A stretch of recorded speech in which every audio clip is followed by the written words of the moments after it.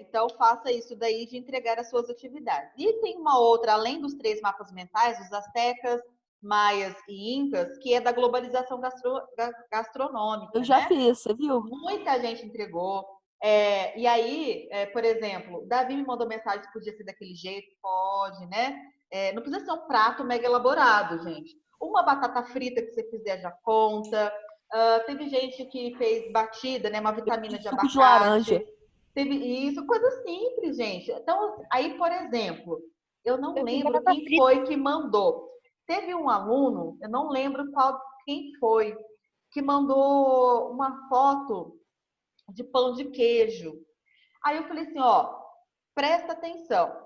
Eu queria que você postasse alguma coisa daquele mapa, daqueles alimentos que estão no mapa, tá? Ah, Bia, no pão de queijo usou batata. Aí tá, mas mostra a batata indo lá na massa do pão de queijo, tá? Porque senão o polvilho não tá naquele mapa, tá? Tem que ter alguma coisa dentro daquele mapa, tá? Não vai pensar em outro alimento fora Aqui do em casa, mapa, tá? E não precisa peixe pensar em compra coisa que ele é de elaborada. batata. Ótimo. Então, assim, gente, Professora, você eu não fiz bolo precisa. de banana. E muito, acho que uns 3 fizeram. Bolo de banana. Aí eu queria mostrar, falar para vocês, depois eu compartilho os pratos, né? Acho que a Luísa montou um book. Acho que ela ficou no pé, sei lá, se é a avó, se é a tia, se é a mãe, quem é que cozinha na casa dela. A Luísa mandou umas 15 fotos. Um monte de pratos, com tomate, com batata, com isso, aquilo outro. Não precisa, um prato basta, tá? Eu gostaria que vocês aparecessem ali quando vocês forem fazer a foto, tá bom? Então a gente não precisa fazer O meu coisa ficou certo? mirabolante, tá? Mas tá certo, tá bom? Por exemplo, como acho que o Antônio acabou de falar, um suco de laranja, uma batata frita, piquei lá uma banana com canela por cima para comer, enfim, né? São coisas simples, tá? Não vai ficar inventando. Por exemplo, lembro do Vinícius, ele postou um prato de uma galinhada que foi muitas especiarias, né? Pimenta e não sei o que mais. Teve o Marcos, por exemplo, mandou foto de batata frita, tá? Então, é uma coisa muito simples, tá? Então, aposto que pelo menos uma coisa daquele mapa tem na tua casa. Pimenta deve ter na tua casa, deve ter batata, deve ter milho, nem que seja milho em conserva, deve ter tomate, deve ter laranja, deve ter cravo, né? Deve ter 1 milhão de coisas, todas as coisas que tem lá, pelo menos uma coisinha deve ter na sua casa, tá? Tudo bem? Então, vocês têm até domingo à noite para me enviar as fotos. Muita gente já me mandou. Vocês podem me mandar aí até domingo, tá bom? Pois não, Letícia? Eu chegou, professora? Eu não lembro. Eu preciso depois abrir de novo para ver. Pois não, Letícia? Não, você já me respondeu. Eu queria saber qual que Essa, era o prazo. tá? E assim, não precisa ser um prato elaborado, tá? Tudo bem? Por exemplo, estou fazendo arroz. Tá, o arroz está dentro daquele mapa? Não tá naquele mapa. Mas eu fiz um arroz com curry, com canela, com pimenta, com não sei o quê. Aí são as especiarias. Aí você mostra que você está colocando as especiarias dentro do prato, tá? Porque senão é um prato de comida qualquer. Por exemplo, eu posso fazer um quibe, mas o quibe não é um prato que surgiu por conta da América. Ele existia lá na Península Arábica. É um prato árabe, tá? Então, eu quero um prato que tenha alguma coisa daquele mapa. Por exemplo, com relação ao abacate. O Davi me mandou uma foto de uma vitamina de abacate. A Luísa Gonzatti me mandou guacamole, que ela utilizou o tomate e o abacate para fazer guacamole, tá? Tudo bem? Então não precisa ser uma coisa mega elaborada. Pode ser uma coisa simples. Fiz um suco de laranja em casa. Pode ser. Beleza? Perfeito? Tá bom? Então vamos lá. Começar o nosso conteúdo. Tá bom? E falta eu passar para vocês a matéria do nosso desafio. Tá? Deixa eu sair aqui para ficar mais vai fácil. poder consultar. Então, o nosso desafio, assim como os anteriores, não será no horário de aula, será à tarde. Então, quando for 12h15, eu mando o link para vocês e vocês terão até as 8 horas da noite para responder, tá?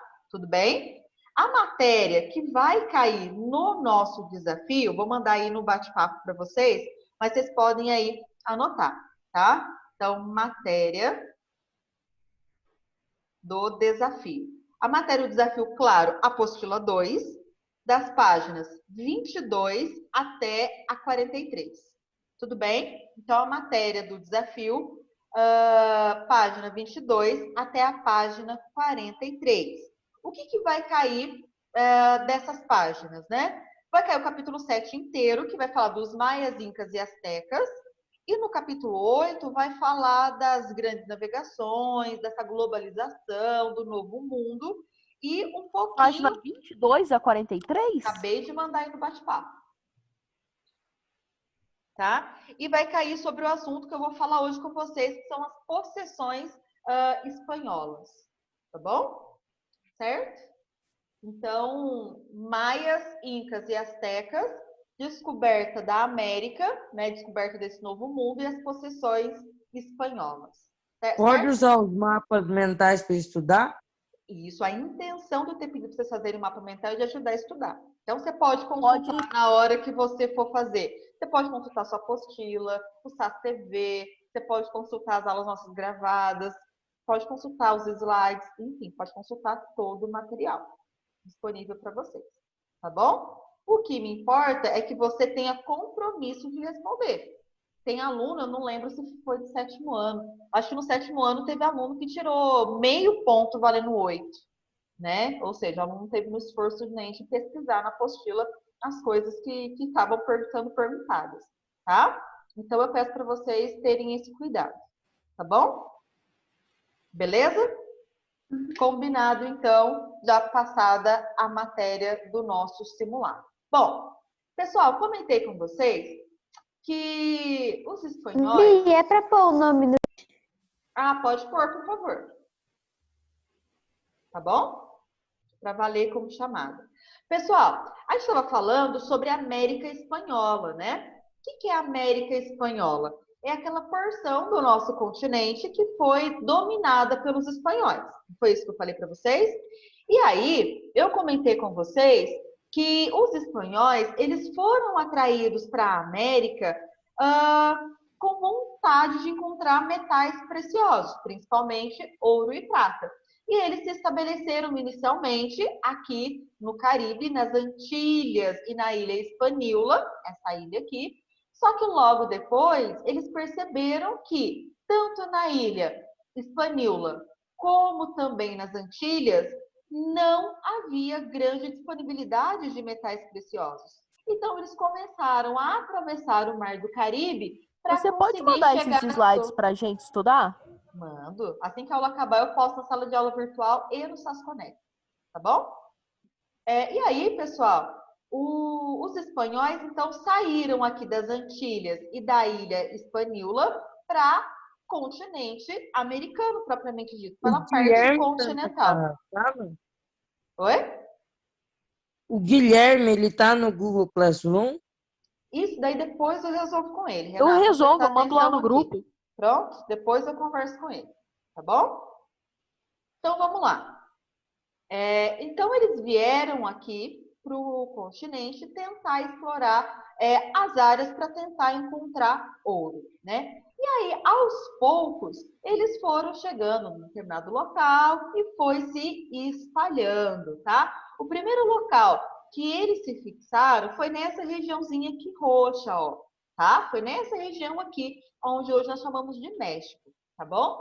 E aí, a coroa espanhola começou a pensar, bom, tem gente indo lá para o Novo Mundo, tá lá buscando áreas para encontrar ouro, e o que eu vou fazer para controlar esse povo lá nesse Novo Mundo? Eu não posso deixar esse povo ficar explorando a riqueza de qualquer jeito, porque senão esse povo não vai dar conta de me pagar os impostos, eu vou sair perdendo.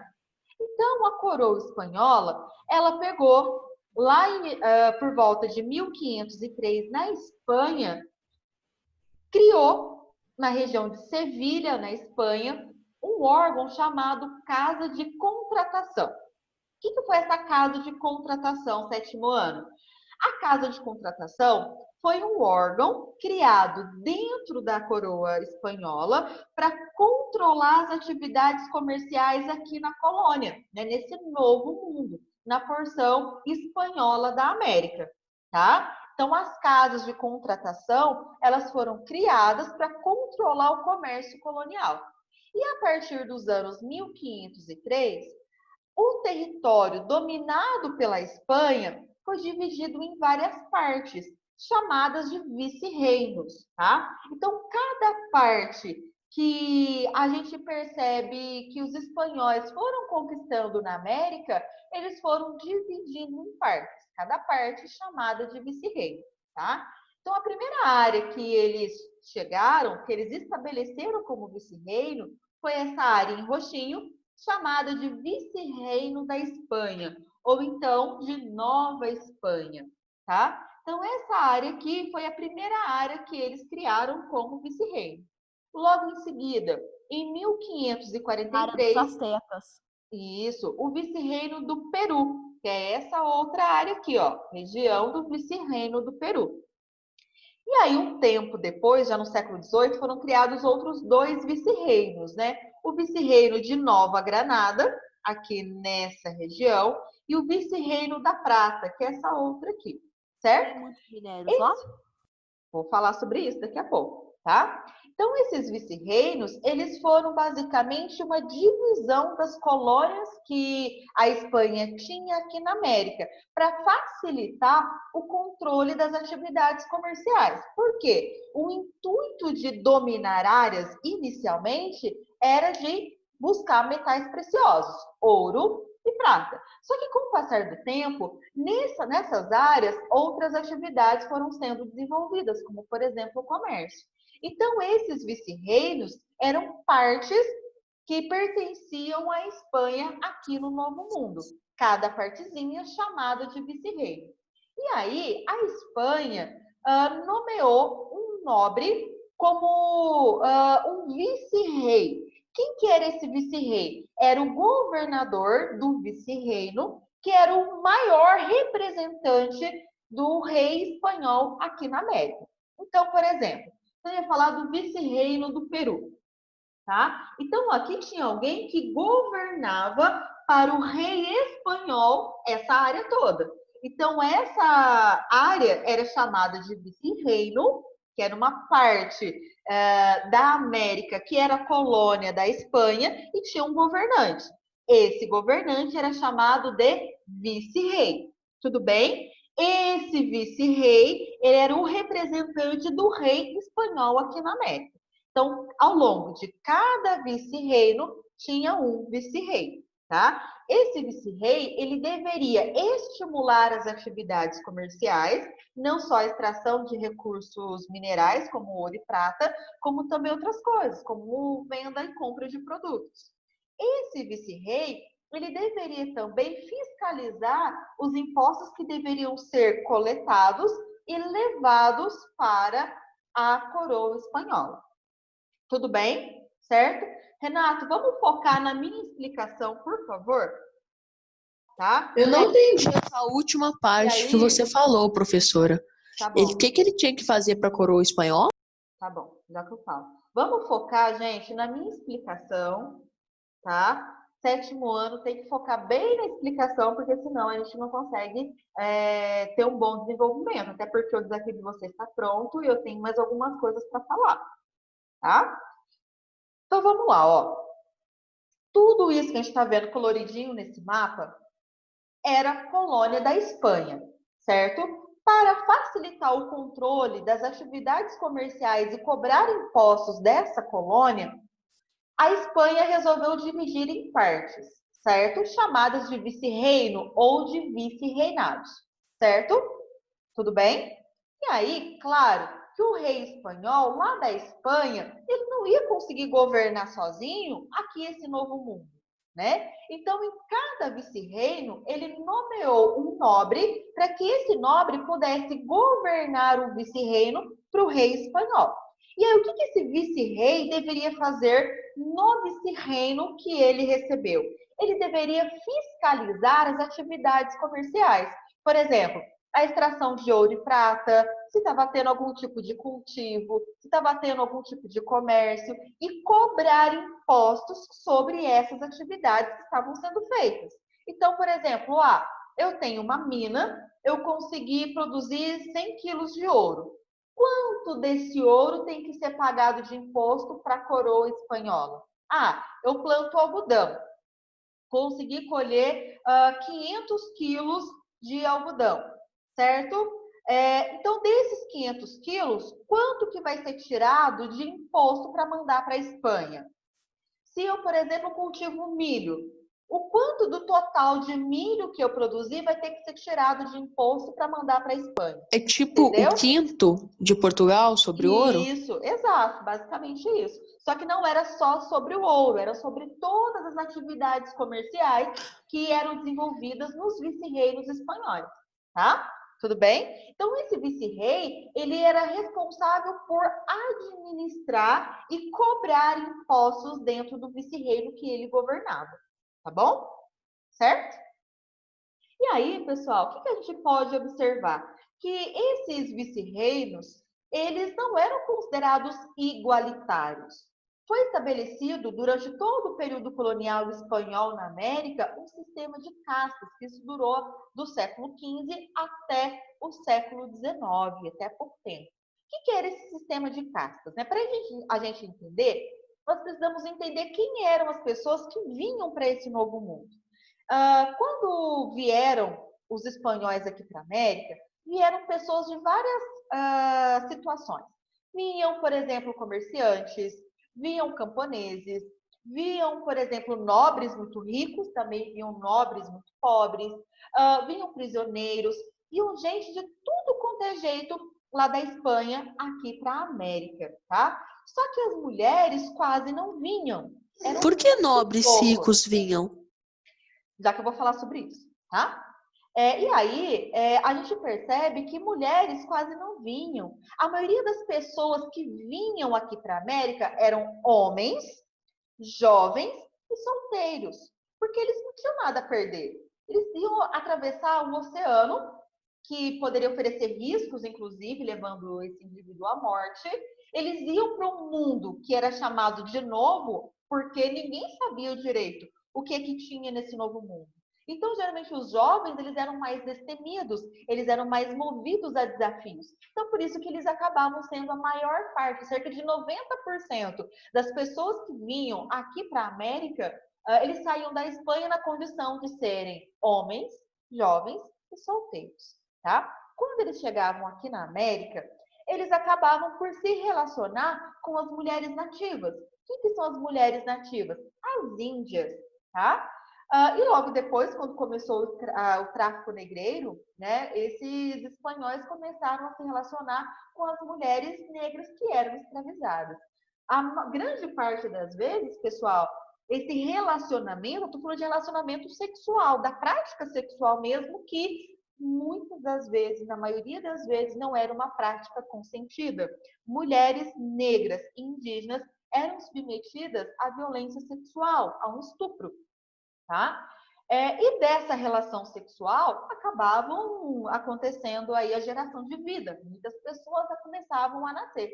E a gente começa a pensar que esse processo de chegada desses europeus, homens, jovens e solteiros, começaram a provocar uma mestiçagem da população americana. O que é mestiçagem? Mistura. Então, olha esse desenho. A gente vê um espanhol se relacionando com uma índia. A gente também vê um espanhol se relacionando com uma negra.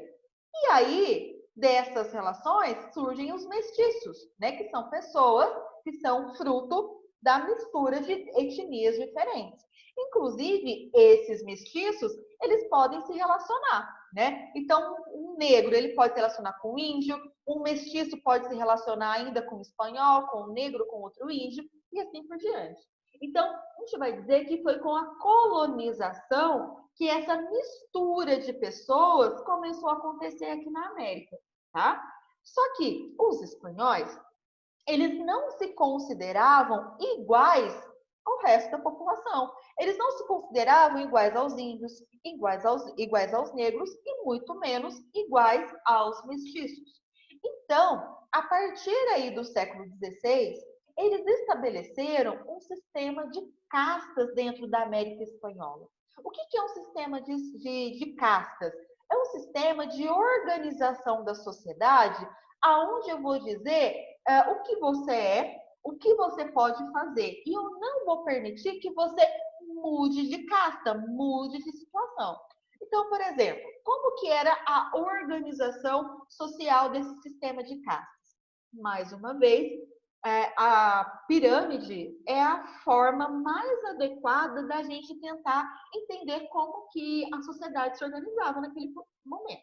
Por quê? Quem está mais para o topo é mais privilegiado, é mais poderoso, porém menos numeroso. Mas, quando eu vou para a base da pirâmide, aquelas pessoas são as pessoas que são consideradas mais numerosas, porém menos importantes, com menos status, menos poder Professora, dentro da sociedade. então, eles faziam pirâmides, é isso? É que nem não poder ter ascensão social? Isso, Eles só que fazem, aqui o eles sistema de classe não era meio que isso? permitiam, só que eles não permitiam a ascensão social, tá? Esses sistemas de castas, eles te colocavam de acordo com quem você era em uma dessas posições. E se você nasceu naquela posição, você não pode mudar, certo? Mas se você fosse, por exemplo, filho de um nobre espanhol com Eu vou uma explicar rica, agora o que quem é cada um deles, tá bom? Aí você vai entender o porquê que mesmo sendo filho, você não era considerado grande coisa, tá? Então, olha só. Então, a gente tinha essa organização de pirâmide social aqui, tá? Quem que era cada um dos membros dessa pirâmide social? Bom, o topo era composto pelos peninsulares ou pelos chapetones. Quem que eram esses dois, né? Que um é sinônimo de outro. Eu posso falar de peninsulares ou posso falar de chapetones, eu estou falando do mesmo grupo de pessoas, tá?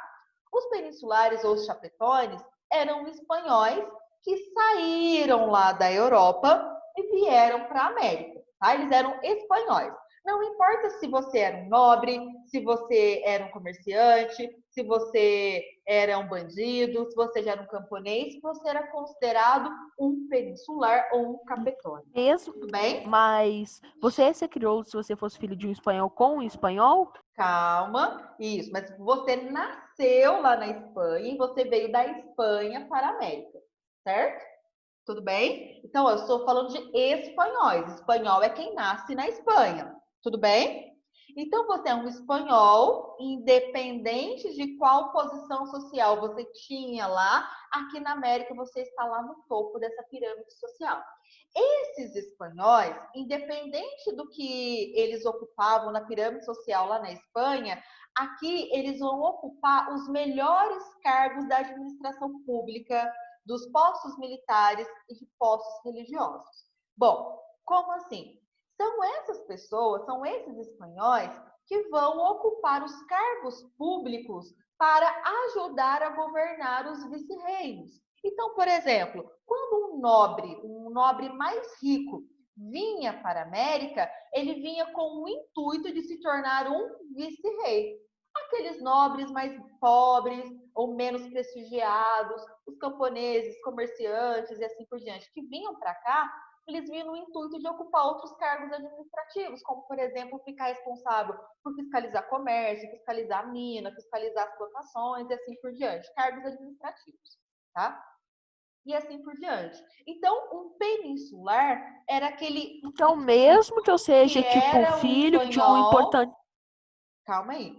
Então, para ser peninsular, você tem que ser um espanhol. Você nasceu na Espanha, certo?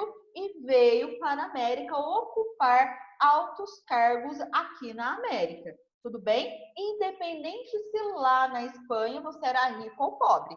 Aqui você é considerado um indivíduo muito prestigiado. Fala, Antônio. Mesmo se eu for, tipo, o meu pai, eu nasci aqui, mas meu pai é, por exemplo, um parente do rei. Mesmo assim, eu vou ser um crioulo? Isso que eu vou chegar lá, tá? Os crioulos, que é a segunda classe desse sistema de classes, de castas, é aquela pessoa que são descendentes de espanhóis que nasceram aqui na América. Então, imagina, por exemplo, que tem a mãe espanhola, pai espanhol, que vieram morar aqui na América. E aí, de pai e mãe espanhóis, nasceu você aqui na América. Só o fato de você ter nascido aqui na América te impedia de ocupar altos cargos na administração pública, cargos militares e cargos religiosos. Então, você Os era grandes, considerado as um pessoas importantes na crioulo. Espanha, elas, por exemplo, iam para a Espanha só para ter o filho, então? Não, não. Até porque essas viagens eram muito longas, demoravam aí cerca de 3, 4 meses. Então, uma mulher, quando engravidava, ela não se arriscava a fazer viagens tão longas, né? Até porque a viagem não era nada confortável. Então, se ela Mas se, por engravidava, exemplo, o pai não achava ruim o filho ser inferior? é melhor eu, por exemplo, ter um filho do que meu filho morrer, né? Do que não ter esse filho, porque esse filho morrer nessa viagem, tá? Então, acabava tendo essa condição. As pessoas que nasciam aqui, sendo filhos de espanhóis, eram considerados crioulos. Nem todos os crioulos eram considerados ricos, mas eram eles que eram donos de fazendas, eram eles que eram donos de minas, e eram eles que conseguiam também, além dos peninsulares, a terem escravos, tá bom? Abaixo dos crioulos, a gente já tem aquelas pessoas que são fruto da mestiçagem. Então, eu tenho os mestiços e os mulatos. Quem que são os mestizos? São aqueles indivíduos que são filhos de espanhóis com indígenas. Os mulatos são aqueles que são filhos de espanhóis com negros escravizados. Pessoal, os peninsulares, os crioulos e os mestizos são consideradas pessoas livres. Porém, os mestizos, mesmo sendo considerados filhos de espanhóis, os mulatos, mesmo sendo considerados filhos espanhóis, eles não tinham prestígio nenhum. Eles não eram assumidos pelos espanhóis como seus filhos. E aí, então, eles eram considerados à margem da sociedade, certo? É como se fosse aí, para pensar, um bastardo. Ele Bastardos só não é naquela época, escravo. ele só não é escravo. E aí eles acabavam trabalhando para os crioulos nas suas propriedades e também trabalhavam para os peninsulares, tanto os mestiços quanto os mulatos. Pois não, Letícia? Você pode repetir a diferença de mestiços e mulatos? Tá. Os mestiços, eles são filhos de espanhóis com indígena. Os mulatos são filhos de espanhóis com negros, tá? Na verdade, com as negras. Tudo bem? Essa que é a diferença. Certo? Índios não eram escravos na Espanha, Já que eu vou no falar território. sobre isso. Já vou falar sobre isso. Beleza? Tudo bem? Perfeito. E aí, a base desse sistema de castas eram os escravos africanizados, tá? E por que eles não aparecem, os indígenas, dentro desse sistema de castas? Porque até o final do século XVI, grande parte dos índios que estavam sob domínio dos espanhóis, eles tinham morrido. Primeiro, pelo contato com muitas doenças. Segundo, porque eles começaram a ser escravizados e aí eles morriam ou pelo excesso de trabalho, ou eles acabavam morrendo porque resistiam a esse trabalho, não queriam trabalhar como escravo. E aí os espanhóis acabavam matando. Então, nesse período, aqui século XVI, a gente percebe que os indígenas eram um número muito pequeno. A maioria submetida como escrava, mas a gente percebe que não havia aí uma quantidade significativa. Tá? A gente pode pensar que na América como um todo, os europeus foram responsáveis pela dizimação dessa população indígena, certo? E aqueles que não eram considerados escravizados, os indígenas, eles deveriam pagar muitos impostos à coroa espanhola, tá? Então, basicamente, eles viviam ali para trabalhar e mal conseguiam alimento para si próprios, tá bom? Certo? Então, pessoal, esse sistema de castas, eles mostravam qual que era a sua posição dentro da sociedade. Então, por exemplo, se eu sou um mestiço, um filho de um espanhol com uma indígena, eu nunca vou chegar a ser considerada um peninsular ou um chapetone. Eu nunca vou ser considerado um crioulo. Porque a minha linhagem acaba me mostrando qual é a posição que eu vou ser. Inclusive, visualmente, a aparência das pessoas são muito diferentes. E aí o que acaba facilitando eu apontar o dedo e dizer quem que é, a qual casta aquele indivíduo pertence. Professora, Oi. você falou que os crioulos, os mestiços e os mulatos eram, tipo, filhos dos espanhóis. Aham. Mas, tipo, e as indígenas e as mães dessas pessoas aí eram consideradas o quê? Nada. No caso aqui, as mulheres, pessoal, a gente tem que pensar que só recentemente elas foram reconhecidas a sua importância, né? Porque a mulher, o papel dela era de reprodução. Então, por exemplo, aqui, ó, a mãe de um crioulo, ela era uma espanhola, mas ela tinha importância na sociedade? Não, tá? Então, as mulheres não eram consideradas sociedade, tá? Mas, por exemplo, se ela é nascida na Espanha, ela vai pertencer a essa classe aqui. Agora, se eu sou uma filha de espanhol com espanhola que nasci na América, eu pertenço a essa classe. Quando eu falo filhos, eu estou falando de homens e mulheres, certo? Eu estou falando só de homens, não. Agora, o papel na sociedade, claro, é sempre designado aos homens. As mulheres, basicamente, a função delas era a reprodução. Mas e se uma mulher viesse, tipo, sozinha Isso nem da era permitido, Espanha Renato. Isso nem e... era permitido, tá? Nesse período, as mulheres elas ficavam muito condicionadas às ações masculinas, né? Então, nunca que uma mulher ela poderia entrar num porto para desembarcar aqui na América. Até porque, se isso acontecesse, provavelmente ela morreria nessa viagem, porque ações de estupro, por exemplo, eram extremamente comuns de mulheres desacompanhadas. Então, as mulheres que vinham para a América eram apenas aquelas que eram casadas, junto de seus maridos, tá? Que aí a tripulação toda a respeitava e a protegia. Agora, se essa mulher viesse sozinha, infelizmente a chance dela morrer era enorme. Muito trágico isso, pensar dessa forma, né? Bom, pessoal, a aula ia acabando. Não vou passar tarefa para vocês. Vocês já têm aí que me entregar os mapas mentais e também a foto. Então, para vocês, não temos tarefa. Até que dia? Hã? A foto é até que dia? Até domingo à noite. Já está no SAS Conecta isso. Tá bom?